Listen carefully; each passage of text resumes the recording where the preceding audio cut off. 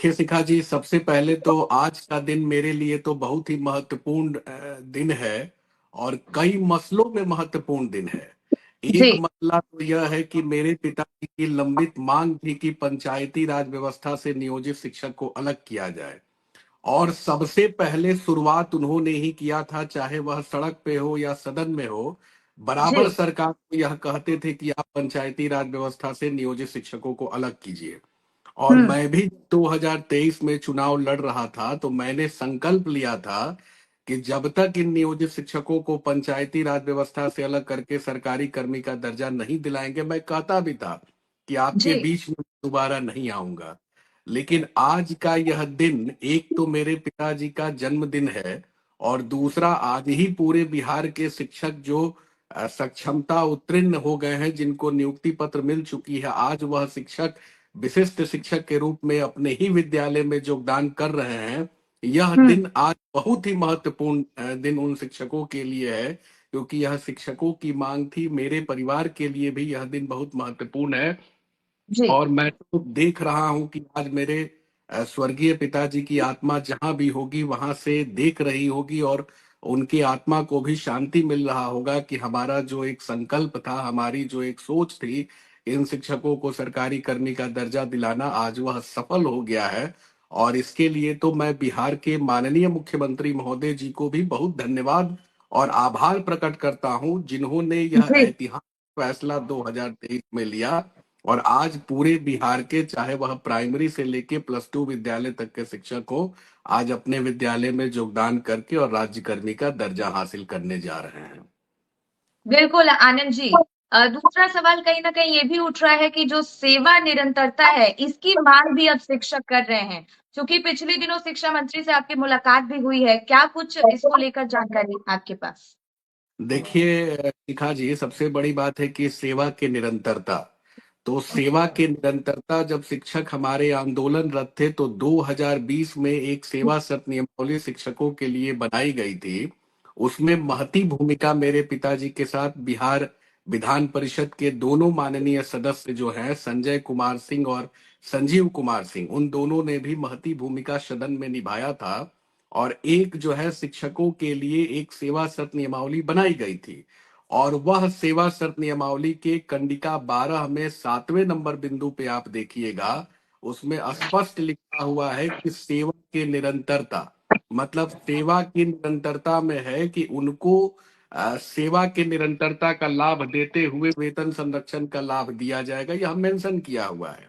और जी। मैं अब 2 दिन पहले भी माननीय शिक्षा मंत्री महोदय से मिला और शिक्षा विभाग के वरीयतम उच्च पदाधिकारी से भी मिला, और पूर्व में भी जब यह नियमावली बन के आई थी, उस समय भी लगातार मैं जाके और सभी अधिकारियों से मिला था और माननीय मंत्री से मिला था, और मैंने उस समय भी लिखित रूप से यह दिया था, विभाग को इंडिकेशन भी दिया था, और विभाग भी इस बातों पे अपनी सहमति दिखा रहा है।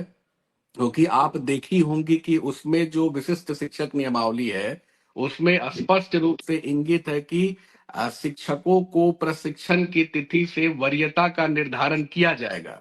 यानी कि जो विशिष्ट शिक्षक नियमावली है उसमें कह रहा है कि आप जब से प्रशिक्षित वेतनमान प्राप्त कर रहे हैं, तब से आपको आपकी वरीयता का निर्धारण हम करने जा रहे हैं। यह शिक्षा विभाग ने ही विशिष्ट शिक्षक नियमावली में इस प्रोविजन को हम लोगों ने जुड़वाया था और यह बातें जुड़ी है। दूसरी बात शिखा जी, मैं आपको बताना चाहता हूं कि जो हमारे जी। नियोजित शिक्षक पूर्व में थे और जो हमारे नियोजित शिक्षक चले गए, आपको योगदान कर लिए TRE 1 में या TRE 2 में, तो वहां उनके लिए एक सबसे बड़ी चिंता का विषय था, जब यह प्रधानाध्यापक का परीक्षा का निकला था उनको अप्लाई करने के लिए, तो वैसे शिक्षकों ने हमारे सामने यह समस्या को रखा था कि मैं प्रधानाध्यापक परीक्षा में कैसे शामिल होऊंगा। हमारी तो नई नियुक्ति हो गई है, भले मैं पूर्व में कार्यरत था, शिक्षा विभाग में नियोजित के रूप में मैं कार्य किया हूं, लेकिन मैंने जाके और उस समय के वर्तमान शिक्षा विभाग के पदाधिकारी से मिला और मैंने आग्रह किया, तो उनके पोर्टल पे यह सुविधा जनरेट होके आई, उनके अनुभव की गणना हुई, जिसमें 3 बातें आई। एक बात थी कि नियोजित, जो पूर्व के नियोजित शिक्षक है, उनके अनुभव की गणना करते हुए उनको BPSC प्रधानाध्यापक की परीक्षा में बैठने की अनुमति दी जाए। दूसरी बात थी कि उनके उम्र सीमा में छूट देने की बात को 2022 में मेरे पिताजी ने एक पत्र निर्गत कराया था, पत्रांक 22, उसी के हवाला देते हुए मैंने अधिकतम आयु सीमा 60 वर्ष तक कराने के लिए मैंने छूट कराया था। और तीसरा था जो ईडब्ल्यूएस में 5% अंक का जो ग्रेस अंक होता है, यह 3 विषय को हमने बाद में जुड़वाया था। तो मैं बस उस ओर आपका ध्यान इसलिए आकृष्ट कर रहा हूं शिखा जी, कि तीसरी बात थी कि जो भी शिक्षक हमारे डाइट में चले गए थे, जो नियोजित शिक्षक थे, उनकी भी अनुभव को गणना किया गया था वह जब डाइट में जा रहे थे।